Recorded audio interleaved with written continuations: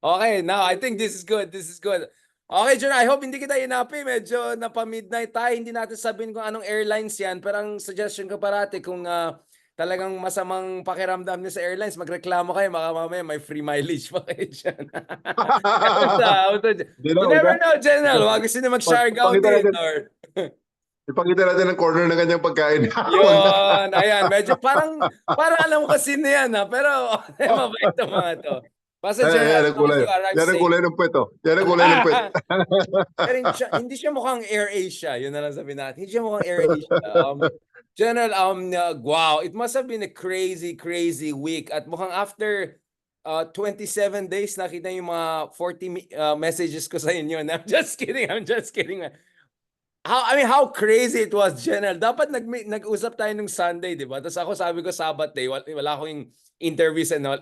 Yung pala, yung mahuli si Kibuloy nung Sunday. So sabi ko, naku po, nawala ako ng scoop. Yun sana ang pinakamalaking scoop ko. So General, did you have a sense na on Sunday mahuli niyo talaga si Kibuloy nung last Sunday? Or nagkataon lang talaga? No, I made a decision to actually end everything on Sunday because I'm really very, very afraid na magkakaroon ng TRO on the Monday. Kasi may feeling ako na magkakaroon ng TRO eh. So, I already made a decision na Sunday, it's all or nothing. Pero wala naman eh, dahil una-una, naluto siya talaga nung weekend eh, dahil natapos yung presentation ko sa Senate nung Friday, and it crystallized everything na, kumbaga, andun na, nailatag ng premises and yung comms ang comms part nun, yung the way it is presented to the public. So, I think kung ano man ang nangyari nung Sunday, kung hindi man siya sumurrender at inassault namin talaga yung Bible School at may nasaktan talaga, or even if kung nagkawarak-warak yung Bible School, it will already be understood by the public kasi nailagay na natin nailatag ko na ang premise doon sa Senate hearing. Actually, it should have been Saturday Saturday afternoon, 1:00, ganun din kasi ginawa ko ng Sunday afternoon. Kasi nung Saturday, I realized that the first day of the bar is on the next day, Sunday. So, parang naawa naman ako sa mga estudyante nung eskwelahan ni Kibuloy. At hindi naman sila kasali doon. Dadamay lang sila sa kalokohan ng amo nila. So, unilaterally, I extended the deadline by 24 hours. And I communicated that with Attorney Torion. Kaya yun ang na-pick up yata ng media na nagbigay ako ng ultimatum na 24 hours. Hindi, actually, ang ultimatum nun is 6 hours lang eh.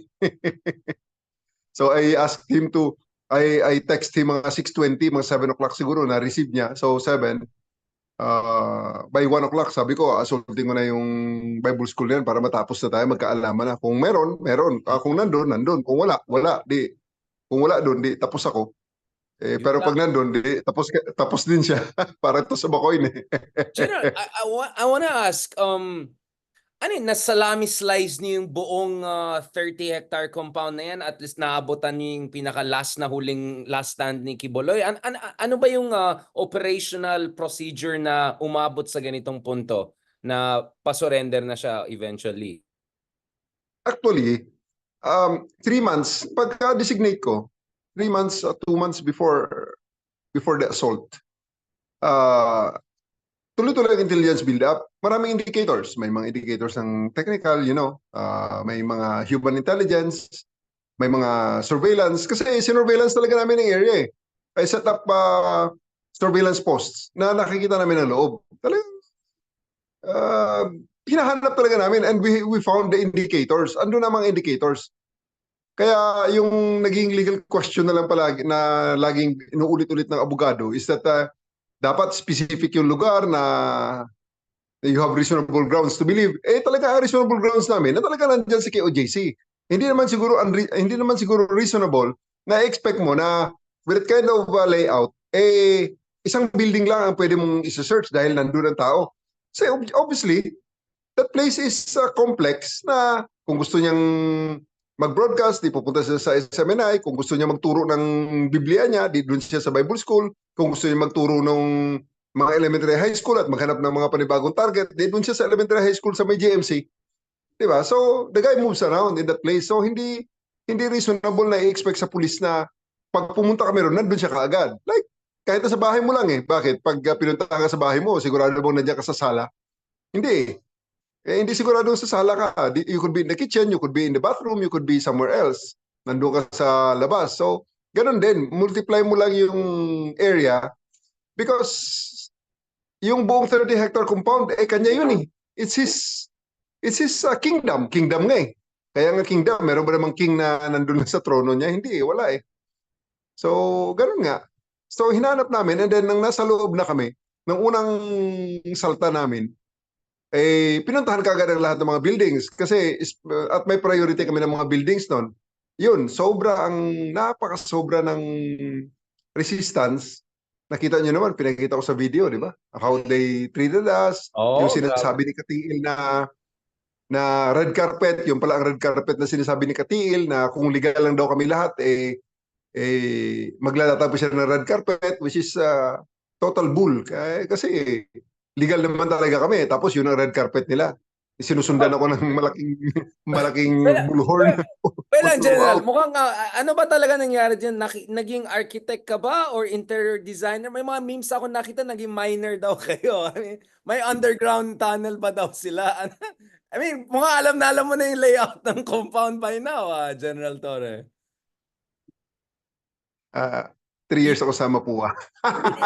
Engineer pala talaga. Engineer pala kayo. Yung pala sa 3 years ako sa Mapua bago magpulis. civil engineer na to, tunnel engineer na to. Ano ba talaga alam na alam niya. Tsaka kulang na lang ba Easy ako, pero syempre natapos ko ang basic. Ang basic kasi ng engineering, pare-pareho yan eh. Ang first 2 years yan, pare-pareho yan. Tapos mag-specialize na lang sa 3rd to 5th year. Pero hindi naman actually, well, more than having the technical background, talaga police experience yun eh. Ang nangyari talaga doon is police experience, the old school policing. So nang nakita namin na grabe ang kanilang resistance, so kulang ang tao ko. Kasi sabi nila, binoblow up nila na 3,000 ang tao ko, 2,000 ang tao ko. 2,000. Ano ba number? 2,000? Ano ba talaga, General? More than that, 4,000 plus. Umabot kami ng 4,000 plus. Kasi nagpadala si Chief. Nagpadala ang una naming salta nung Monday na yon is nung Saturday na yon, yung August 24 is 3,500 ang dala ko eh. Pero isipin mo naman, the next day, Sunday evening. Hindi, tama, Sunday evening. Di ba, Saturday ang una naming punta, tapos na Sunday kinaumagahan. Nung that night, hindi nga namin sila napigilan na sinarado nila yung highway. We really cannot prevent them much as we'd like to do it.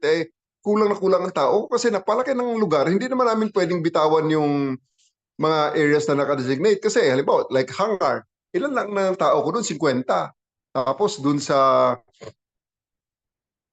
Medina Construction, pagkalaki-laki Medina Construction, ang nilagay ko doon, dalawang platoon, 100 yon. Yung mismong dome, 5 hectares yun. Isang kumpanya lang nilagay ko doon, 100.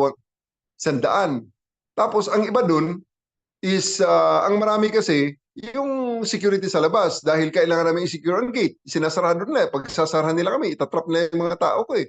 Tapos, yung traffic, yung arresting ko, magkaiba yung tactical na may mga baril, konti lang yun. Ang marami doon, yung may mga baton and shields, yung CDM, Civil Disturbance Management. At marami rin, separate yun, yung grupo naman ng mga arresting, yung mga sibilya, naka-uniform, walang baril, walang shields, ang dala-dala naman, posas at saka mga plastic ties. Because on that morning, we're ready to arrest 200 people. Buti na lang, hindi na binuksan lang ang gate na maayos.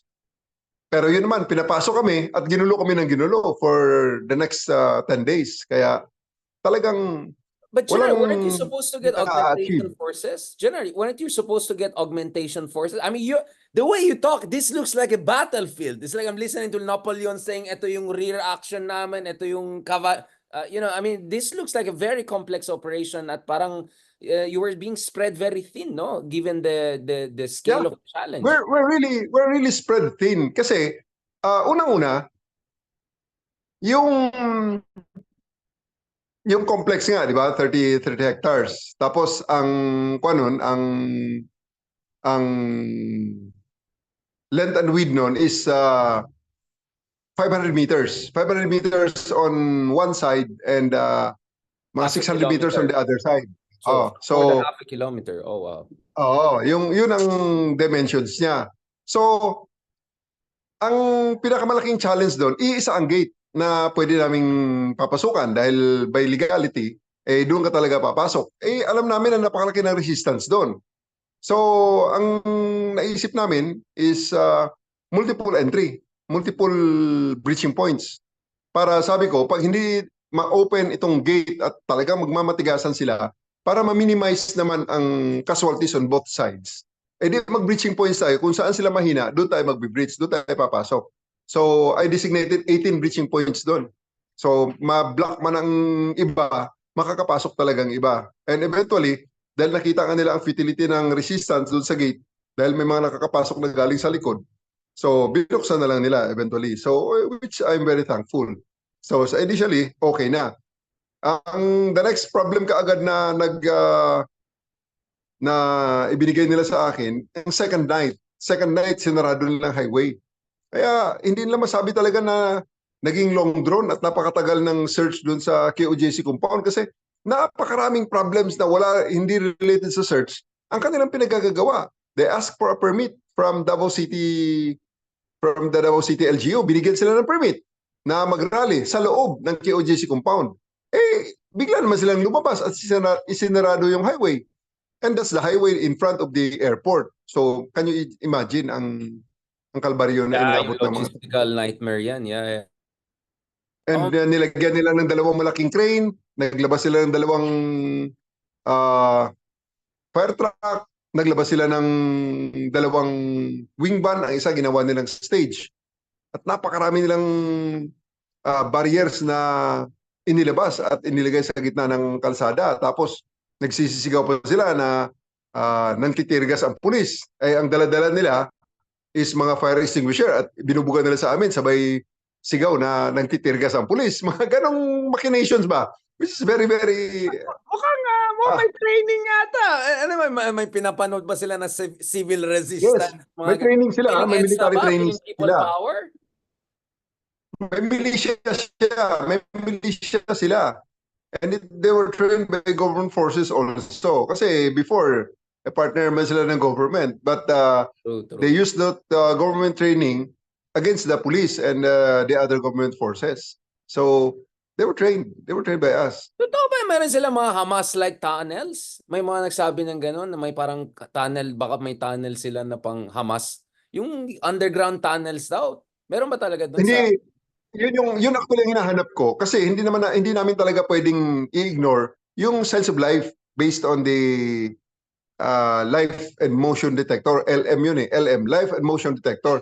Hindi pwedeng ikuan yun. Hindi pwedeng i-ignore yun na there's movement 8 meters underground. Hindi pwede yun. Kaya yun talaga ang pinagsimulan ng research namin kasi nga ang initial namin na iniisip, bunker.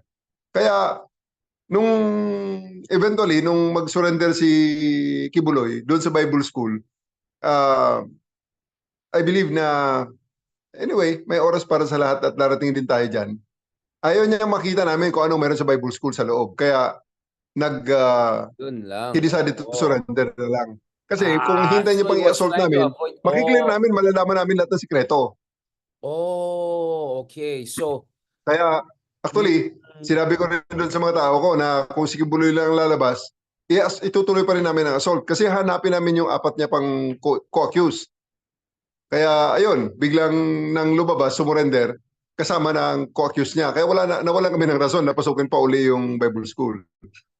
so yung yung potential motivation.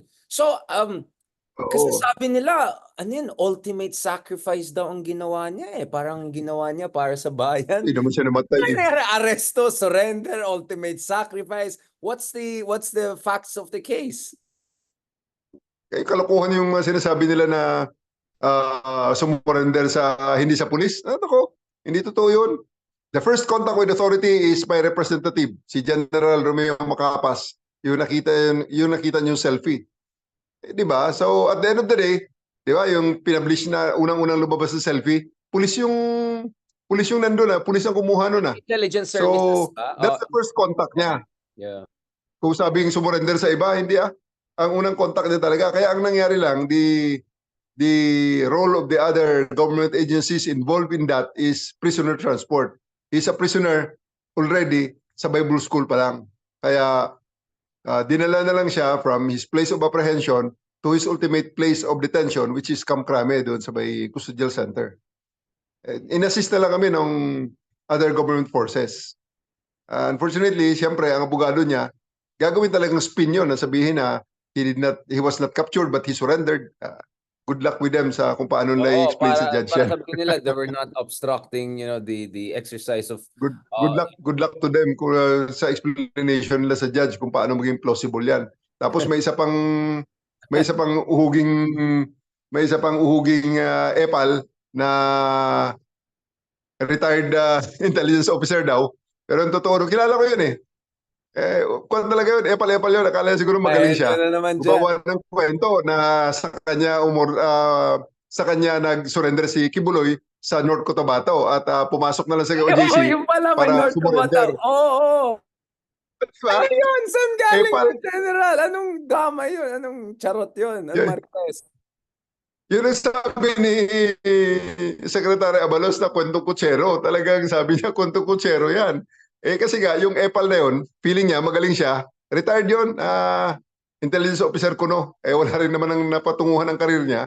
Kaya ngayon, naging asset na lang siya from intelligence officer to intelligence asset. He wants to make himself relevant kasi mukhang tatakbo na naman sa politika yung loko na yun. Kaya he made a story na talagang very damaging yun That's very damaging to other agencies kung hindi explain. Exactly. Kasi sinasabi niya, sumurrender sa North Cotabato. Pagkatapos, dinala niya papunta sa hangar ng KOJC to surrender through the old airport. For him to do that, first and foremost, he has to pass through a gate, either one of the gates. Kasi may two gates na pwedeng gamitin doon. Ang isang gate doon is controlled by the CAAP and the other one is controlled by the Air Force. So saan siya dumaan? Na illegal ang kanyang ginagawa because harboring criminal yun So may ini-imply siya na compromising itong services or tumulong? Napakalabo nun. No? Halimbawa, saka sabihin natin, sige, may iba pa siyang daanan na hindi natin alam kung saan siya dumaan basta nakapasok siya sa airport premises. For him to do that, to move from the old airport to the hangar of Kibuloy, he has to cross the runway. How can you cross a runway? Or you use the service road undetected. Ang loob ng airport, pag mag-cross ka sa runway, siyempre, concern ka ng tower kung mabangga ka ng aeroplano. Kung dadaan ka naman doon sa may service road, concern ka naman ng ground control. Kasi ang ground control, nakikita niya lahat yan. Yung paglanding ng aeroplano kasi, tinatransfer sa ground control yan para ma-synchronize yung aeroplano sa ground, yung mga ladder, yung mga baggage handler, yung mga fire truck, yung mga bus, kung may mga bus gates na ginagamit.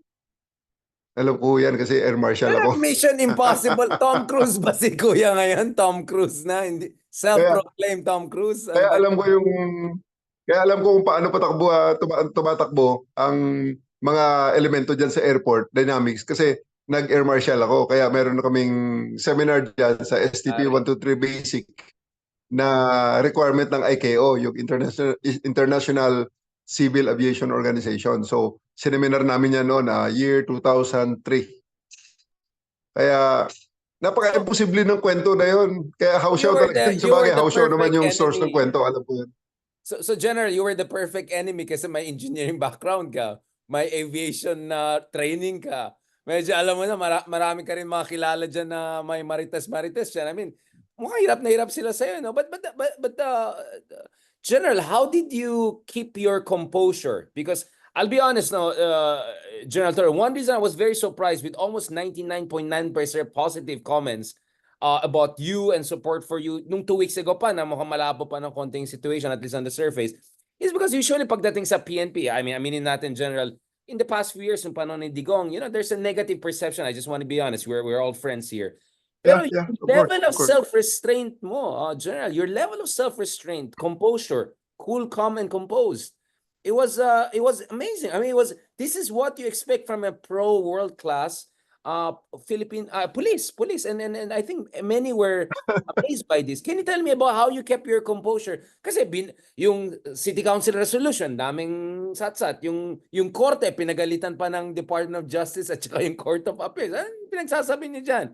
Vice-presidente mo, bumalik pa at minit-meet pa niya yung mga supporters. Yung mayor na isa dyan, nagmamagaling. Si Digong, yan na naman. I mean, these are all from all different sides. Talagang sandwich na sandwich kayo, General. How did you keep your composure? Nag-yoga rin ba kayo? Baka meron din kayo ibang training na nag-meditate kayo na hindi ko alam, General. Baka, ano pa ba mga training nyo dyan? Yoga master ba kayo? Siguro I'm just may kuwan ako siguro may mga natural gift of a thick skin, thick black skin, kaya matibay natural armor. Makapal ang balat, makapal ang apog, maitim pa. Talagang medyo Nakahanap ng they can't get katapat. through me. Kaya medyo, but seriously speaking, I'm that confident kasi, well, alam ko ang batas So, naintindihan natin ang situation and hindi naman tayo pumasok, hindi naman hindi ko nilid ang mga tao ko into something na unsure ako. Truth to be told, ang operations plan nito, 2 rim ang kapal. Kaya nagtataka yung boss ko nang pinasa. Sabi niya, bakit ang main oplan, kasi kakaiba ito sa ibang mga oplan. Maybe that's the first time nakakita sila ng ganung oplan na Yun nga, ang this ginawa is kong operations unprecedented. plan ay ang main operations plan ay 5 pages lang. Pero yung mga supporting documents ng mga implementation plan ng bawat aspeto ng operation, like CDM, yung CDM ko talagang dinitalye ko yung paano buuin ng CDM, yung Civil Disturbance Management na hindi lang na ifo-form mo, hindi, pati ang training na ni-require ko, pati ang kanilang how the CDM will work with the arresting officers. Kaya kung napansin nila yon, nakita yun ng mga KOJC, lalo na nung kanilang abogado, na weeks before basta weeks before ng actual na pagpasok ulit, pag-serve ng warrant, nakakita nila ng mga pulis nagpa-practice ng CDM and yung paano mag-gel ang team ng CDM at saka ng arresting. Kasi yan ang trick diyan Yung na synchronizing, no? dapat kasi parang silent drill yan in such a way na ang mga movements sila will be automatic and fluid. Parang yung old Greek fighting, yung nakita niyo naman sa mga movies like 300, nakita nyo yung mga shield na dikit-dikit pag inatake sila, paano ang umbrella formation. Pinagawa ko parang Spartan na laban. So, kasama doon, pati yung tinanungan ng boss ko, bakit may mga kasama rito yung procurement ng mga portalets, nag-estimate ako nung size ng kitchen na gagamitin ko, gaano karami yung pagkain na ipiprepare every meal. So, tinanong nga niya, nagulantang nung sinabi ko kung magkano presyo because it's absurd absurd ang pagtingin nila, pero well, tama nga. Nandun nga ang na mag-end kami. Ganun nga ang expenditures. So, it was meticulously planned. Pati yung movement yung deployment initial, pag start natin ganitong 4:30, ganitong itsura ng operation ng battlefield. Kasi kuan yun ang tawag namin doon IPB. Ang tawag niyan is IPB, Intelligence Preparation of the Battlefield.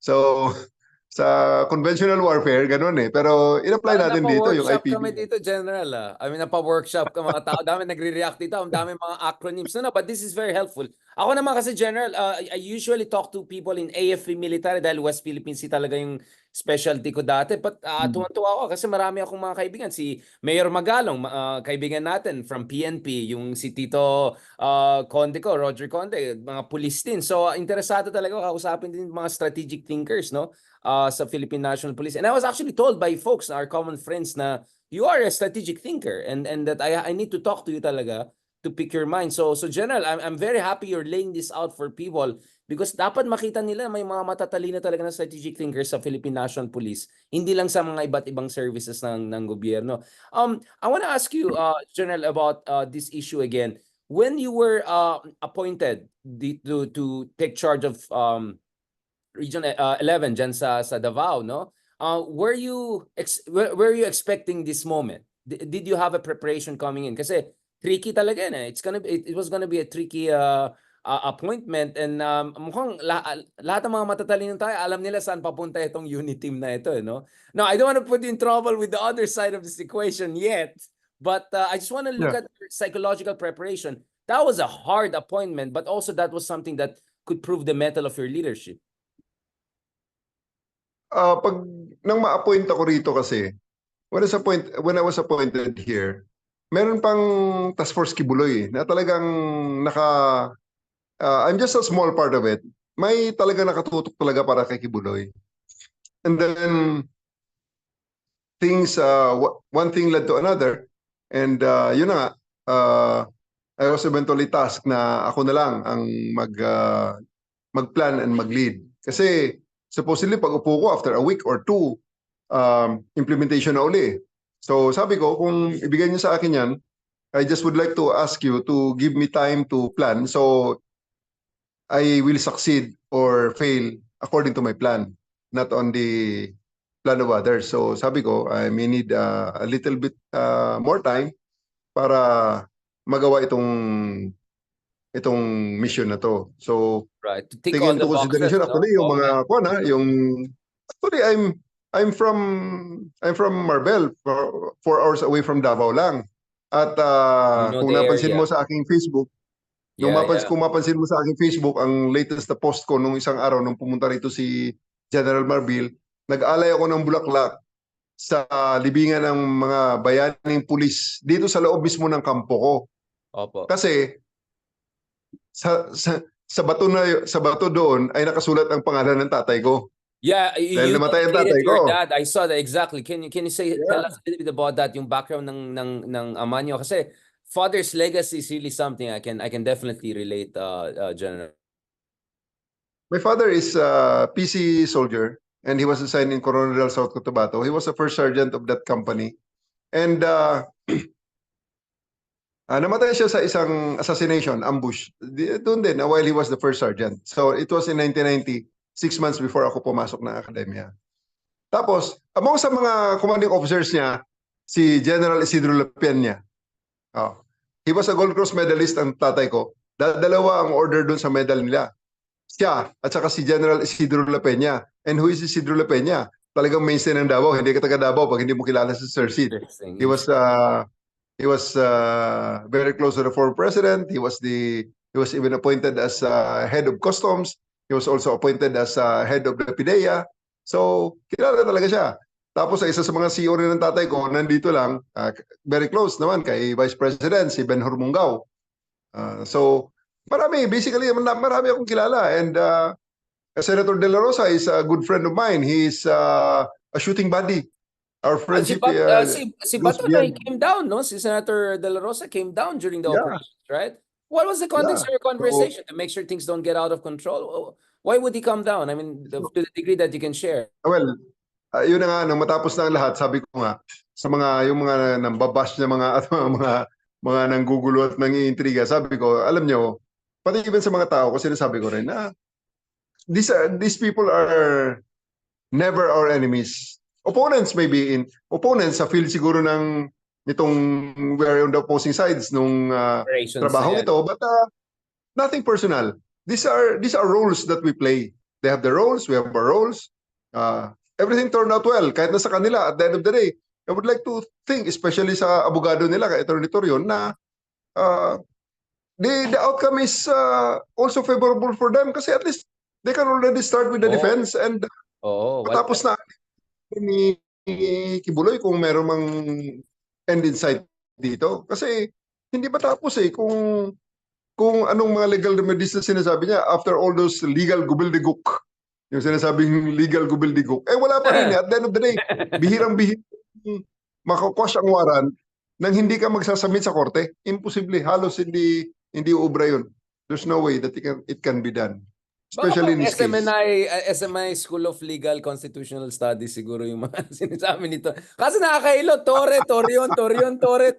So kung hindi mo babasahin, Kaya nga eh. wait, sinabi ni General Tor, hindi si Torion pala. I mean, kung tamad ka magbasa, minsan mahilo ka sa quotations pag back to back kayo ni Sir Torion, no, Dean Torion. So this operation is really unprecedented, no? May maisip pa kayong general na may similar to this in the past? Even during your dad's time, na ganitong kalawak na operations, handling thousands, going through a compound. I mean, wala akong maisip na anything similar unless, obviously, I'm not an expert on PNP history. What was your inspiration if this is a pioneering, essentially, operation? I mean, I cannot think of any precedents. Is there any precedents? Well, kung lang to, maybe na-blow up lang ito na operation pero there was a time when I was the QCPD director, di ba?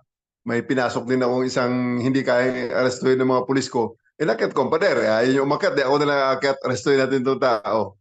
And then also, parang shortly after that, ay may isa akong case din na bakanting lote na pinasok ng mga sindikatong squatter gamit ang mga security guards na hindi rin actionan ng mga SWAT dahil kung ano-ano mga sinasabi. Adi, ako umaksyon, pinag-aresto ko lahat ng mga security guards na yun. Because it's really, basically, parang dare, use up to dare. Kasi, yun na nga ang isang, hindi ko rin masisisi ang mga kapulisan ko na marami ang nag-aalinlangan dahil nga napaka-vulnerable ng situation ng mga pulis sa disciplinary cases. Konting kibot lang kahit na ikaw ay inintriga lang, pwede kang makasuhan and eventually kung ikaw man ay ma-exonerate, ang pagdadaanan mo ay butas pa rin ng karayom, gastos mong sarili yon, buntot mo hila mo. Kaya maraming mga pulis, you have to pay for your own lawyer. kaya maraming pulis na nagiging ang principle na lang sa buhay ay non-interference. Kasi Play safe. kung wala kang ginagawa, mas safe ka sa from the repercussion of the aggrieved party na kasi nga sa totoo lang, the police is never and should never be neutral. Ayun ang prinsipyo ko yan eh. The police is never neutral in any instance, in any conflict. The police can never be and should never be neutral. Kasi nga sa kwan pa lang eh, di ba, sa PNP him pa lang eh. Kriminal aming kalaban. O, di may kalaban ka? Wala eh. Hindi mo pwede sabihin na kriminal aming kaibigan eh. So pag may kalaban ka, hindi ka neutral. Kasi may kinakalaban ka eh. And really, yun ang gusto kong palaging pinapaalala ko sa sarili ko na sa isang conflict, palaging nandun tayo para sa aggrieved party na naghahanap ng redress. To some extent, wala tayong kinikilingan, wala tayong pinoproteksyonan talaga ng mga interest yan. At susunod sa rules of the game. Dapat at the get-go, on the fly, ma-assess mo na kagad ang situation kung sino ba dito ang dapat na kampihan mo, sino ba dapat ang proteksyonan mo, at sino dapat ang neutralize mo. So, in this case naman, ay napakaliwanag naman.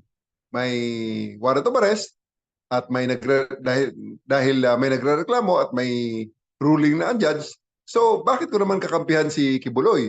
Isa lang ang bottom line dito, sumurrender ka. So, with that, ang iniisip ko, isi-serve ko ang warrant na to, dahil pag hindi pa ito na-serve ang warrant na to, pag hindi ko ma-serve to, sino pa ang mag-serve? At hindi ko naman sinasabi na akong pinakamagaling, pero it was done on June 10, hindi na-serve with so many people. Sa akin naman, parang ang hirap naman yata ang tanggapin.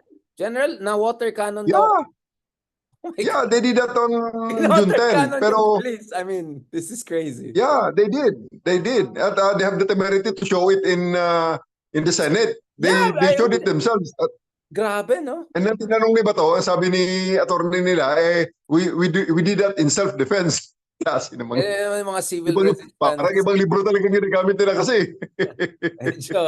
Medyo ibang constitutional school yung napunta yung mga kaibigan natin. Tsaka mahilig sila mag-usap. human rights and due process ngayon, yung mga kaibigan natin dyan sa Davao. Hindi ko narinig yan masyado. Kaya nga, kaya nga sinasabi ko, ito, on the second day, they already wore newly printed shirts na nagsasabi, Justice for Apollo Kibuloy. Sabi ko naman sa kanila, gusto niyo pala hustisya. Bakit ayaw niyong sumurrender sa korte? Aling hustisya ba? Saan niyo ba hinahanap ang hustisya? Sa kalsada? Hindi naman pwedeng ganyan. Kasi kung hinapin niyo ang hustisya sa kalsada, magkakaletse-letse talaga tayo. Ang justice can only be dispensed by the court. And you should, first and foremost, submit to the court to avail of that dispensation of justice. So, wala eh. General, I disagree with you. Sabi nila, sila daw ang biktima ng witch hunt. Tuta daw kayo ng Amerika, ang ginagawa niyo is in behalf of the FBI. Kawawa naman si Kibuloy. He's a victim of this witch hunt. Ano bang masabi niyo dyan, General? Wala akong dinadalang warrant ng US So, alam namin na may warrants sa US, but that's the least of our worries. Ang warrant na dala-dala ko, issued by the Pasig Court. At saka yung yung sorpresa sila doon na-sorpresa sila doon. Akala nila hindi ko alam yung warrant na lumabas ng August 8. Kasi nasa June 10 wala pa yon. August 8 is a warrant for violation of 5B, Section 5B of RA 7610. Ano yun? Sex with a child. Minor. Yun ang warrant niya. Hindi, ganong ginigrill ako sa Senate na you don't make insinuations on this guy. Sabi ko hindi naman ako nag-insinuate eh. Ang nag-conclude nito na merong probable cause is ang judge, kaya nga nag-issue ng warrant eh. So there's no insinuation whatsoever. I'm just reading the exact passage of the law na naging basihan ng pag-issue ng warrant of arrest. So yun. That's why I'm very confident na talagang what we're doing is based on our laws. Yeah, law is on your side. Papunta tayo sa last part. I want you to rest and ubusin yung burger from Philippines. Ay, sorry. Hindi ko dapat sinabi yung airlines na. Mamaya. It's 12:30. It's like, alam mo na, we're not at our best. Mga ganun. Kunyari, walang palusot lang. General, last part. I know this is, I probably have to talk to the PNP spokeswoman on this issue and all, and don't worry, I'll reach out. But to the degree that you can share your opinion, kasi naalala ko last time nag-usap tayo, sabi mo, you're under a lot of pressure. But ngayon, siyempre, nag-1-2 punches. Si Alice Go, Kibuloy, but, there's still Bantag. From my part of the world, Cordillera region, there's still Teves. And of course, some are even wondering if ICC eventually comes in. And of course, si Senator Bato de Rosa has a lot to say about that. To the degree that you can talk as a director in Davao, I know this is a national issue. Ano masasabi mo sa mga kababayan natin na bilib sa'yo, daming naka 400 comments na saludo sa'yo. Parang, sabi ko, hindi po siya si PNP chief or hindi yet. Right? So, hinahinay lang sa mga tanong nyo. But to the degree that you can answer this question from all of these people na sobrang bilib sa inyo, General, knock on wood, what can you say about justice? I mean, the arc of history will bend towards justice. May reassurance pa kayo dyan o ano lang? Tuloy-tuloy lang itong pardagulan na to, marathon na to. Ano yun? Paulit ang question? Yung, ano yun? About justice? Sinabi para sabi ko baka hindi makasagot to si General eh. I was just saying, people be optimistic na sunod na rin sila Bantag, Teves, yung mga ibang fugitives. As simple as that. That's really my question. Huwag mo na pansinin yung sinabi ko. Depende sa kung anong orders. Pero at the end of the day, part ng trabaho ng PNP talagang manhunt eh. At it will be a grave dereliction of our duties if we don't heed the order of the courts. Kasi wala na, mag-breakdown na tayo ng justice system natin pag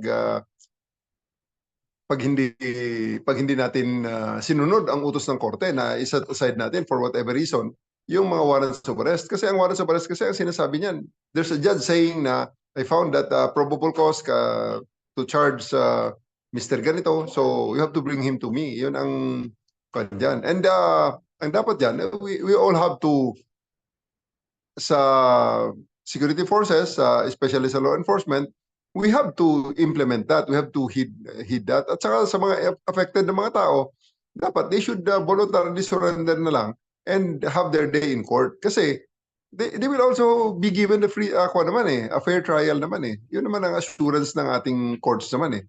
So, otherwise, there will be a total breakdown in our society. Ang isang challenge lang na nakita ko ngayon is that medyo, yun nga, education system ng Pilipinas, mukhang kailangan talaga nating medyo, or maybe nakita ko na propaganda. Like for example, kanina, edi arraignment. Sige lang. Arraignment kanina. So, ipinost ngayon ng abogado na Kibuloy pleads not guilty. Eto na naman. Pagka-post, mura na naman Torre. Oh, ayan, not guilty, not guilty. Anong sinasabi niya? Oh, yeah. Na may kasalanan siya po si Oh my God. Kibuloy. Yeah. Oh my Diba? God. So, Kailangan ng i-explain basic mo na naman na, i-explain mo na naman na lahat ng tao, pag binasahan ng sakdal, automatic yan na not guilty yan. Almost 99% not guilty. And if they don't enter a plea of any plea, the government will automatically enter a plea of not guilty for them so that there will be trial. Kasi pag nag-plea na sila ng guilty, wala ng trial. Which is okay naman. In some instances, meron ganyan.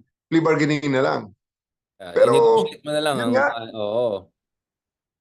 May Si Senator Raffy Tulfo, di ba? Sabi niya, dapat magkakaroon ng basic legal education ng mga kabataan pa lang, no? Para hindi umaasa na lang sa mga abogado or mga bolero ng mga kunyari abogado. Basics lang yan eh. Pleading not guilty doesn't mean you're innocent. As simple as. Totoo. So it's really very disheartening kasi yun nga, yung mga anak ko, in all this, ang nakaka-apekto talaga sa akin yung mga harassment na ginawa sa anak at asawa ko eh. Talagang ang social media pages nila, social media accounts nila, talaga namang tinatadtad eh. Very foul naman yun. Foul naman talaga yun. Foul talaga niya. Talagang walang ya. But speaking of foul, di ba, sorry, hindi ako nagtatanong. Madami nagtatanong dito. Sampalin ka daw nung mayor na isa. Yung mayor daw na isa, sasampalin ka daw, General. Ano nangyari doon? Tapos, pinagtawanan mo lang siya? Sige lang, tignan natin. Ginanon mo ba siya? Yung mga sigas. Sinagot na natin before yun. And nagkita naman actually doon sa hearing. Akala ko, lalapitan ako eh. Nag-isip din ako actually lapitan siya and makipagkamay. Kaya lang, sabi ko parang baka we'll steer. Medyo, kumbaga, tumining na yung hornet's nest. Huwag na nating steer pa. Kaya na lang natin. General, a gentleman, a successful general, a meticulous policeman. Thank you so much, General. May your star continue to rise and may you continue to serve the country best way possible. And please take care of yourself. Please stay safe, and our prayers and love with you, General.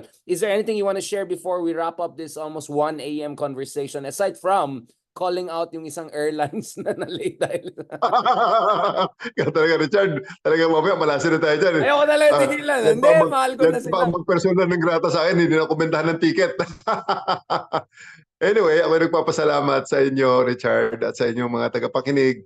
At sana patuloy niyong help us in educating our countrymen also sa mga issues na ito so that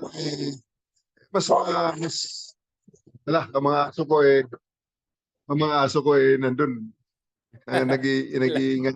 Anyway, thank you very much for the time that you've given me to explain all these issues. And I do hope to have similar talks with you in the future on other issues. Yes, hopefully in person next time. No, General, hopefully in person next time, either dun sa TV show ko or in my other studio podcast para kasama din natin makulit na iba sila. Secretary Llamas, marami pa dapat natin kasama eh. Masaya to. And we hope to catch up also soon again. General, magpahinga po kayo. Enjoy niyo yung natira pa sa burger niyo at humingi kayo ng extra dyan dahil sa late flight na yan. Pero mahal naman yung Philippine Airlines, just to be clear. Wala na akong problema. Thank you. God Thank you, Richard. Salamat. Salamat po.